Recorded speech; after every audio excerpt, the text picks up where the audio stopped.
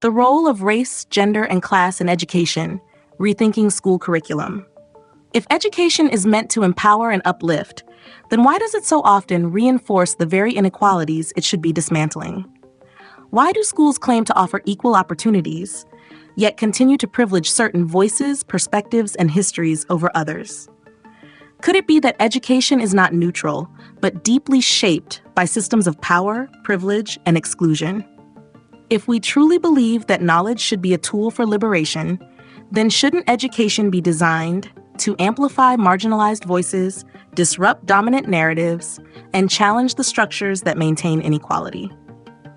How often do students enter classrooms where the curriculum reflects only a narrow, Eurocentric, and male-dominated perspective?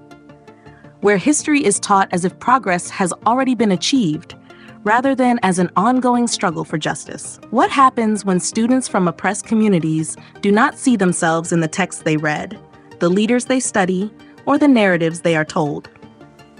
If education erases the realities of race, gender, and class oppression, how can we expect students to critically engage with the world and work towards social transformation? Shouldn't classrooms be spaces where students learn to challenge rather than passively accept the inequalities they witness in society? Emotional intelligence, EQ, tells us that belonging and representation are fundamental to engagement, confidence, and success. A student who never sees their own history reflected in the curriculum is implicitly being told that their experiences, their struggles, and their contributions do not matter. But what happens when students see themselves in the materials they study, when they read books that reflect their lives, when they are taught by educators who understand their lived realities? Doesn't that foster self-worth, motivation, and a deeper sense of agency? If education is supposed to empower students, then why do we still design curriculums that erase, silence, or marginalize entire communities? And what about multiple intelligence theory?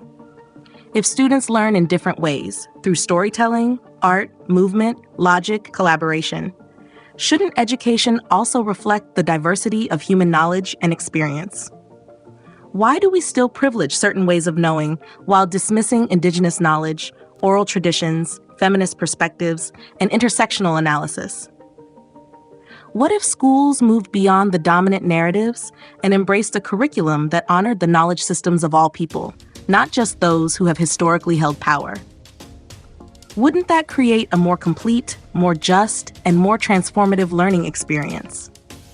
If we know that education shapes the way students understand the world, then why do we continue to teach race, gender, and class as afterthoughts, rather than as fundamental forces that shape society? What if schools taught students to interrogate power, to analyze the ways privilege operates, to recognize systemic injustice, not as a historical artifact, but as a present reality? What if classrooms weren't just places where students passively consumed knowledge, but spaces where they critically engaged with it, deconstructed it, and rebuilt it with a deeper, more inclusive understanding?